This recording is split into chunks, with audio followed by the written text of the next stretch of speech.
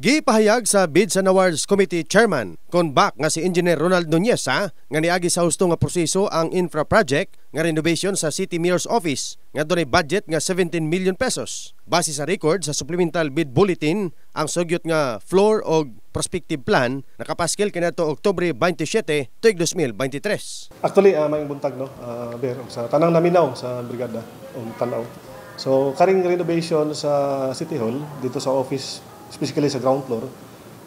I remember na-bid ni siya last year pa, 2023. And ang component ani, makita mo sa ilalom, the whole area sa City Mayor's Office including dito sa may conference room.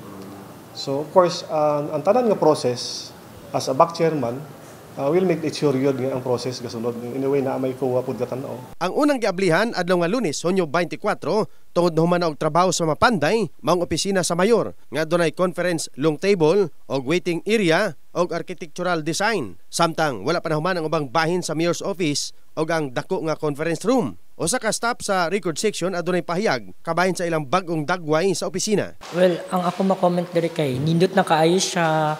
Kanang inlight na di ka tulad dati god nga nubo lang ang ceiling, karon kay gitaas na siya, tapos maturing na gini mo siya nga office na, at the same time daghan na mig fire exit, at least dili na mi maglibog ba kung one way lang magudto dati na anak lang mi, so karon na adri fire exit diri og napod sa likod, tapos niluwang gid ang among office, maturing na gini mo siya nga office gid siya. In the heart of changing lives, kini si Ver Jason, Brigada News.